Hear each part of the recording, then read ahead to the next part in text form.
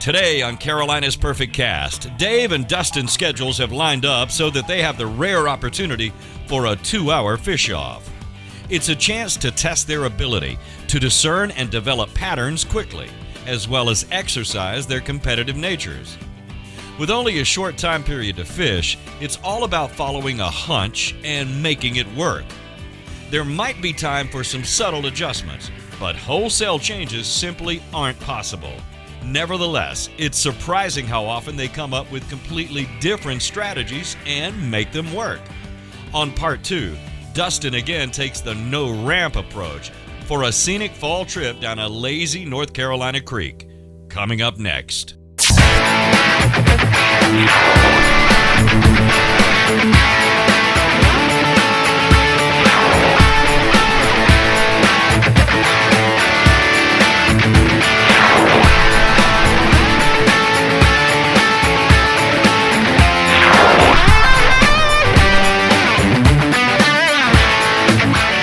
Carolina's Perfect Cast, brought to you by Culprit, more than just your favorite worm. Dave's Tournament Tackle, shop online at davestournamenttackle.com. Load Right Trailers, craftsmanship, style, and value for over 30 years. The Rod Glove, for all your rod and reel needs.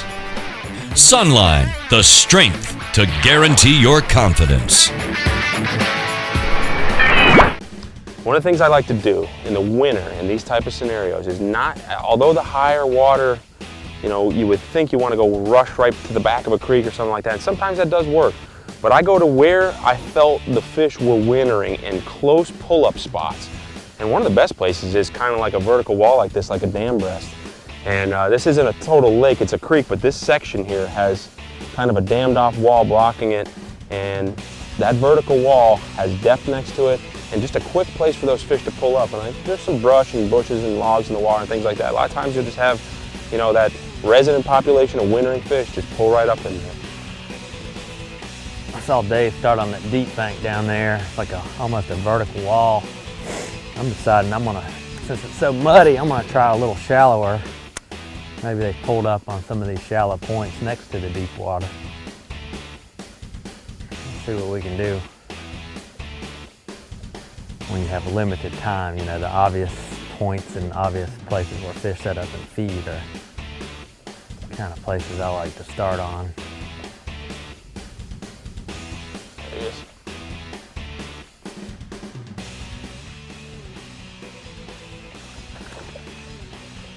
Cold water, muddy fish. All right, Dustin, stay on.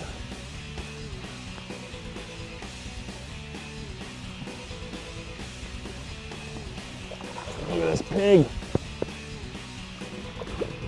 Way to get on the board. 5, 6. On our way to 25 pounds, Dustin.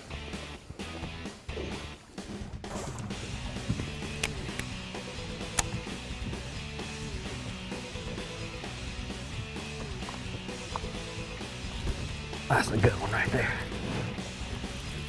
Feels good. Maybe he's not that big. Oh, it's a decent little fish.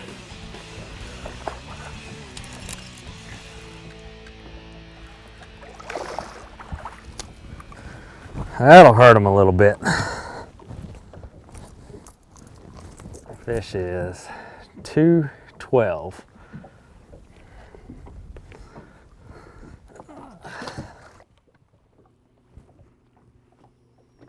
Oh, there's another one. That's a good one. Oh, man. Nice one.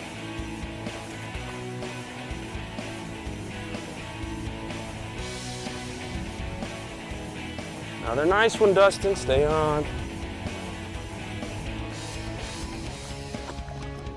I'll grab you like that. 3-2. I gained an ounce. All right. Not bad. 15 minutes, 8+ pounds. Back to work. That's irritating that. I hate to see somebody catch a nice one like that other than myself. cold, muddy water, it's hard to beat a flat side crankbait. It's real subtle, but it gives off a lot of flash, and they can see it good. That's the main thing. Oh, where's the little guy? Oh, he's a little bit bigger than little. He's pulling now.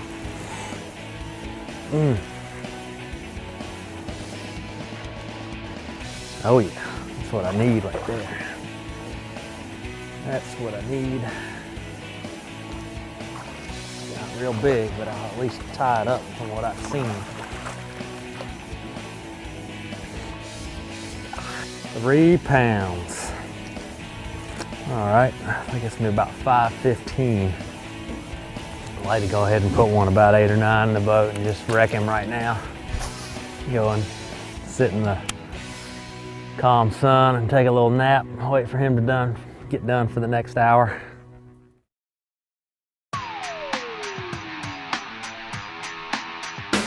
Both anglers have started the fish off with 2 quality bass.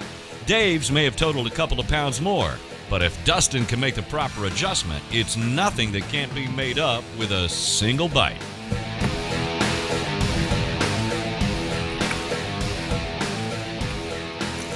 I get one about 8. Keep going down.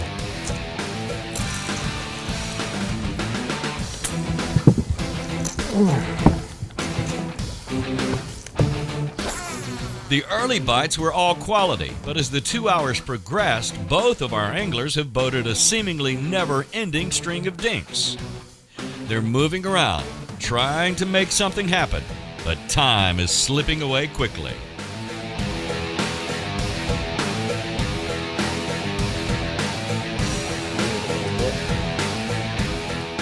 You know, I worked my way towards the back and I didn't see hardly any vertical cover, and whatever vertical cover I found back there had little ones on it, and it just wasn't set up right.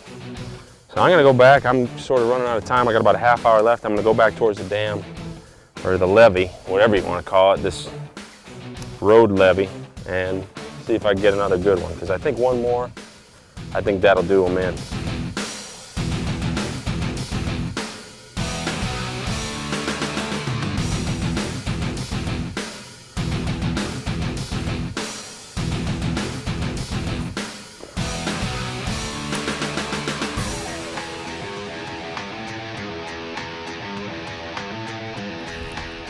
There it is. That's big. That's big. That dam again. It's a big one. This is a giant.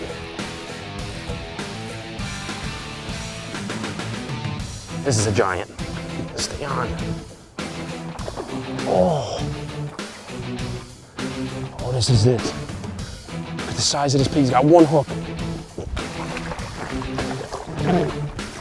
Oh my God.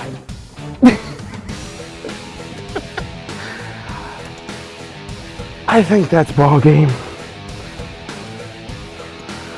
I don't think I could exceed the size of that. Look at that thing.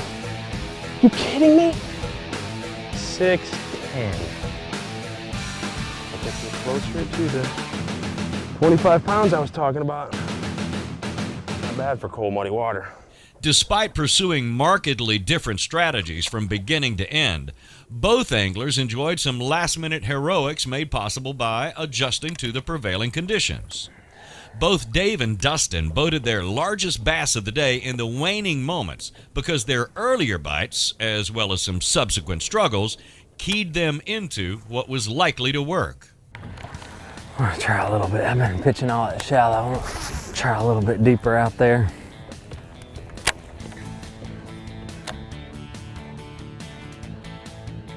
Gosh, oh my gosh.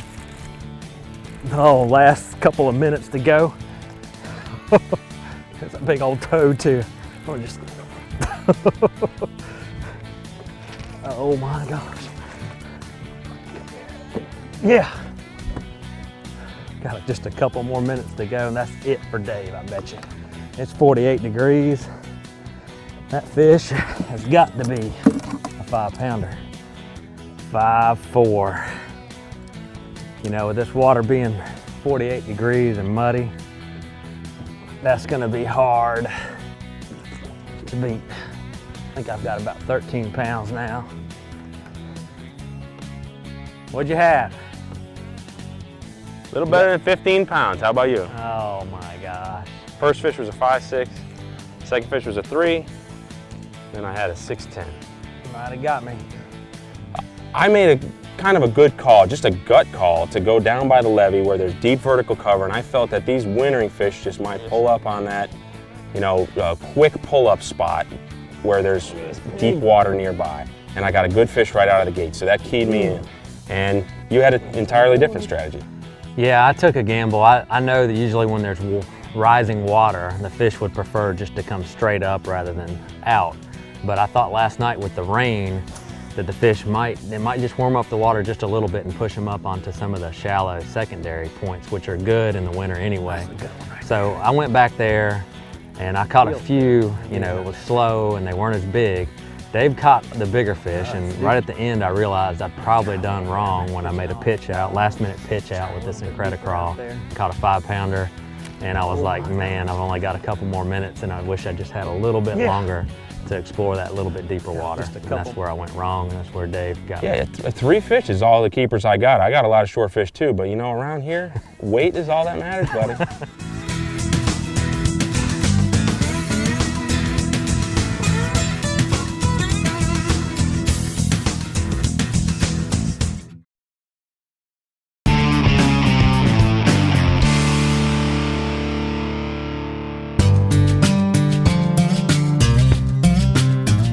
While anglers in the Carolinas are fortunate to have access to a wide variety of larger lakes and rivers, the region is also blessed with hidden gems in the form of the countless small lakes and streams that dot the map. Today, Dustin is going to take us into a small stream that seems remote, but in actuality, it's not far from civilization. Commuters may drive over it every day without realizing that it's loaded with largemouth bass.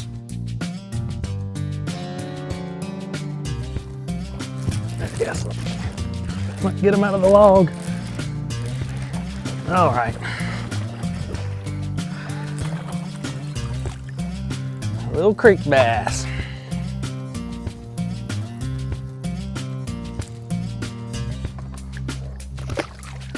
See, sometimes like the first couple times you drift a creek, the fish are so pure, unspoiled, that they're just dumb. They just bite anything. And like this is the 3rd time I've been to this particular creek this year, and they're not as wild. Like before you get them, I mean, you'd have your almost lifting your bait out the side of the water and they'd be jumping. There's one. Get over that log.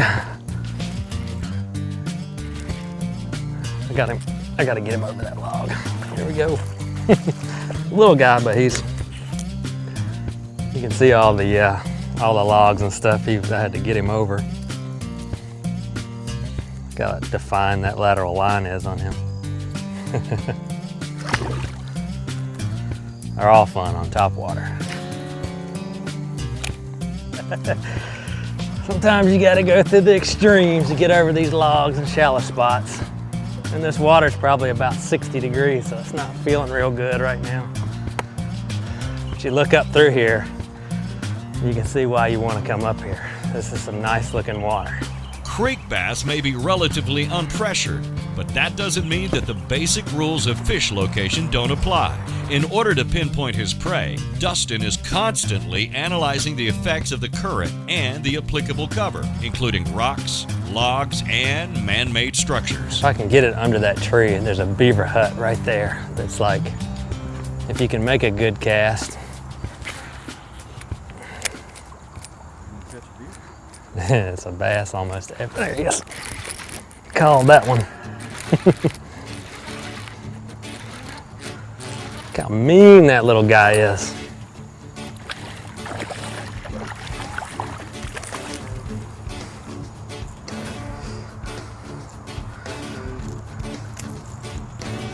Down on the river.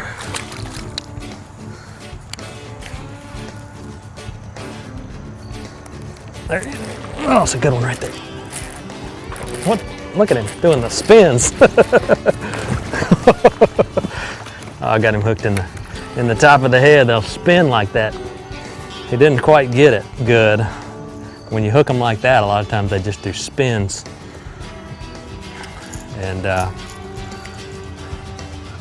made for a good fight for a little bass.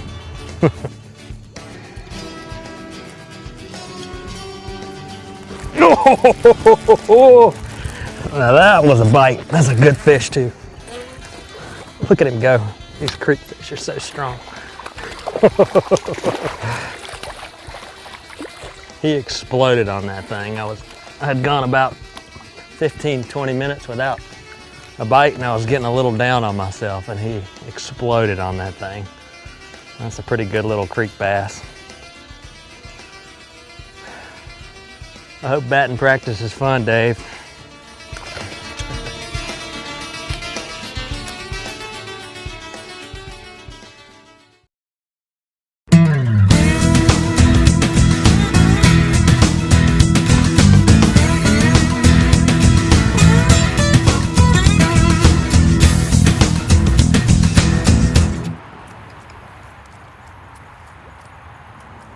There's one right there. Yeah. It came out from that log. That was so cool.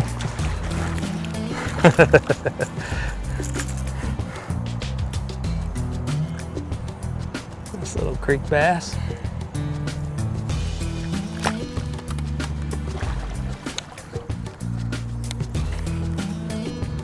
One thing you really got to remember when you're fishing on these creeks is that the water gets clear. They'll move a long way to get the bait. So top water baits and moving baits tend to work better when the water's clear, and then when the water's muddy, you need to be fishing in the logs with something slower moving that moves a whole lot more water.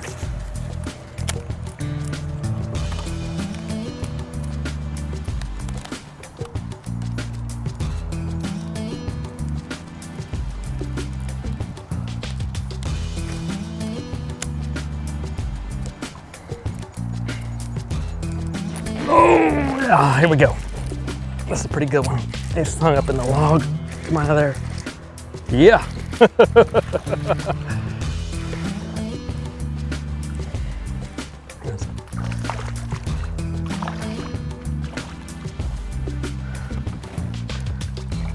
Yeah. That is so much fun when you come up in these little creeks to just, every cast is such anticipation. Nice.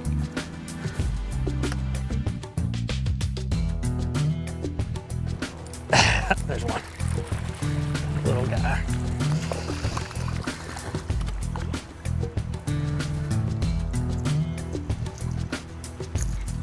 He ate it though. It's all the way down.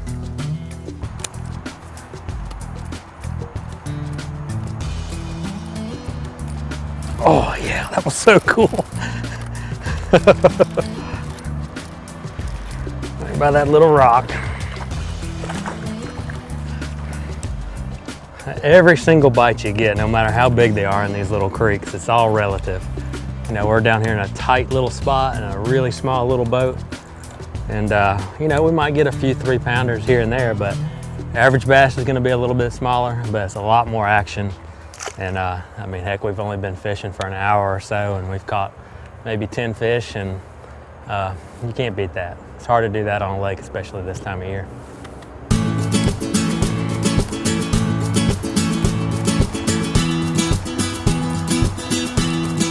Watch yourself. Oh!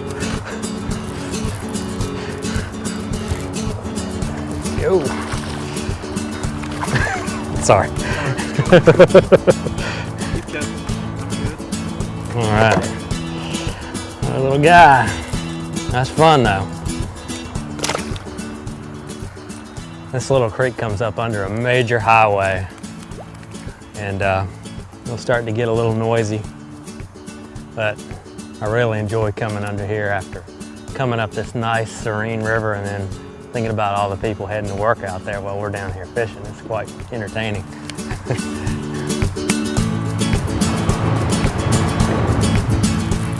I didn't even see him take it. He's got it.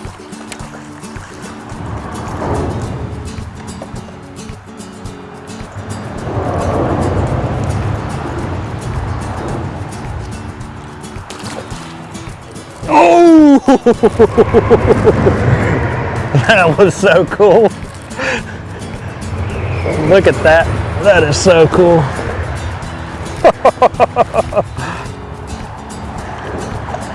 Look at him down there by that rock. Completely ate it. Yeah. I don't care how many fish you've caught in your life. That's awesome. Today's drive at home point is when you have low, clear, falling water, is to present the bait further away from the fish than you normally would. Under these clear water conditions, fish can see the bait a long way away. And top water is the perfect way to get them to commit to the bait so you can catch more fish.